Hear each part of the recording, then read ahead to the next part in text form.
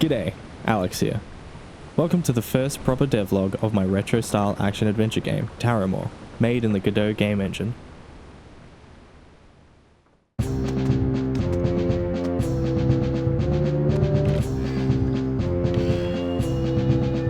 In this game you play as Kaylee, a marooned pirate who finds herself entangled in the very fate of the island of Tarrowmorr. On your journey, Kaylee navigates across a diverse variety of areas. So far, I've made the opening act of this journey, which will be showcased in full with a demo I will be releasing soon. I built up this demo pretty much in the order in which you play it, starting with the first cave, then moving along to making the first overworld section in town, and finishing with the first dungeon. As I was developing those areas, I got better at level design, even going back and redoing the first town and overworld section multiple times. By the time I did the first dungeon, I was a lot more comfortable with the pipeline I was working with. Though I do think the dungeon deserves another revision pass before I release the demo. All the while I'd been refining these locations, I did perhaps neglect one area along the way. The opening cave. This was the first bit of proper level design I did on Tarrowmorr, and in all honesty, it shows. The cave textures were among the first environment textures I made for the game, and even then I was never really that happy with them. The whole layout and design of the cave feels very linear, like you're going down a boring brown corridor. So I decided to give the cave, the first real piece of gameplay that players will interact with, the love and care that it needed.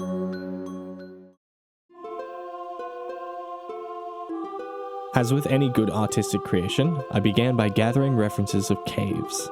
I used bref to hold some reference photos of caves I found online. Whilst working on this redesign, I was constantly looking back at my references to make sure I was getting that cavey vibe right. Looking at these photos really gave me some good ideas on what to add to the level and how it should look. So, let's start off with those textures. I wanted to bring a fair bit more variety to the cave than I had before. Originally, there were only two textures used to the cave.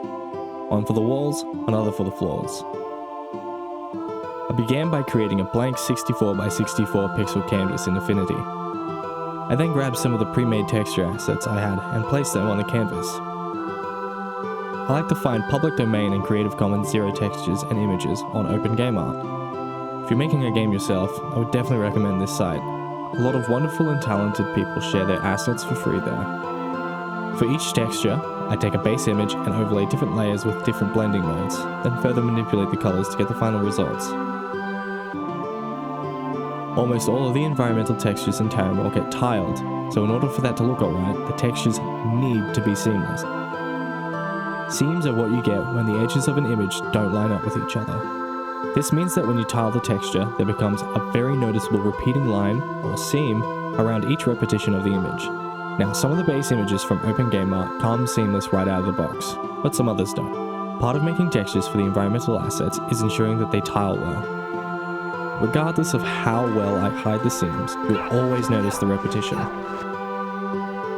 Luckily for me, however, this works for Tarrowmorr. Games on the Nintendo 64 oftentimes had very obvious repeating textures, due to the small memory limit that the console had. While Tarrowmorr is not actually being made for the Nintendo 64, I am trying to replicate the look and feeling of a game made for that console. Even with these self-imposed restrictions, I do cheat a little bit. In reality, the Nintendo 64 most commonly used 32 by 32 and smaller full-color textures. 64 by 64 was mostly used with grayscale images, where color was set later. I do use this technique actually though, with the limestone textures I made for the cave, baking the color not into the texture itself, but into the actual model via vertex coloring, which is a technique that was used very commonly on the Nintendo 64. Speaking of modeling, after making some textures, I opened up Blender and began the redesign by editing the existing model of the first room of the cave.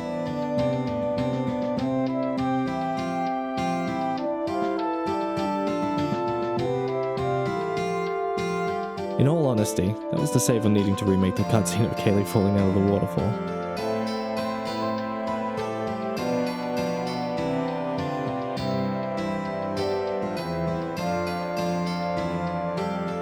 I looked back at my references and thought on how I could make the environment more interesting to go through. I ended up just keeping the second room as it was though, just swapping out the old textures for the new ones that I made. But from then on, the rooms are all new. I started with a colourful limestone cavern containing a pool of water and a large spire. In the next room I made a central pillar, which the player makes their way up. An important part of this first cave is showcasing all the kinds of platforming elements that the player will use in Tarrowmorr. Whether it's clambering up and jumping across gaps, to shimmying across ledges and climbing up ladders, the player will need to get an understanding of the platforming mechanics in the first area of the game. Otherwise it would feel strange to introduce these concepts later on.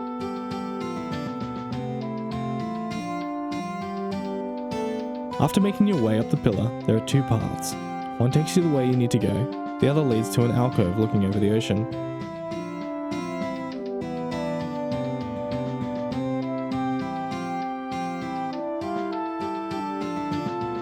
Going the way you need to go leads to a corridor with ledges that you need to shimmy across in order to make it to the other side. Jumping up from there, you find yourself at the top of the limestone cavern, where you'll be able to access the top of the spire. Continuing up leads you to a large mossy passage, before coming across a door, which leads to a small room where you must defeat 2 slime enemies in order to continue. After this room is just the final corridor that I made in the original version of the cave, and it works well enough to signal to the player that they are almost out of the cave. After modelling and texturing all the different rooms, I brought the level into Godot and began playing through to really see how it felt actually going through the level.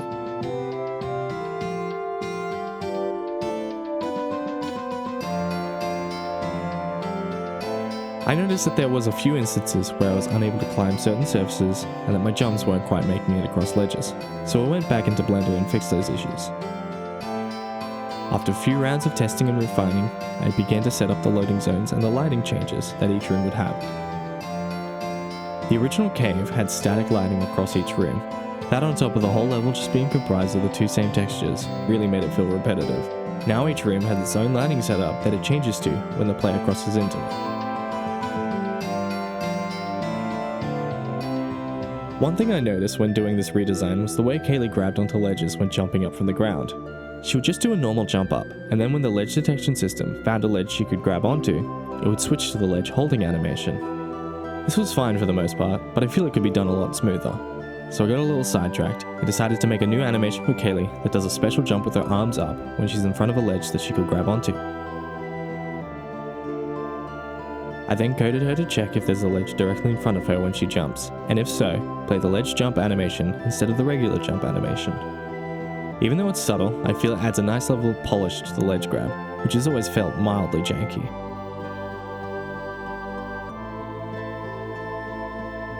After doing all of that, I placed in the enemies that make their homes in the cave. Just like before, the main enemy you'll face in the cave is a Vipter, a small reptilian creature that flies with its hind legs and loves to swoop the player. I based the Vipter off of the real-life prehistoric reptile. I based the Vipter off of the real-life prehistoric reptile known as Charovipteryx, a strange little fella that would glide around using its hind legs. The other enemy that appears in this cave is the humble slime, a staple in fantasy video games, and the first enemy I ever made for Tarrowmorr.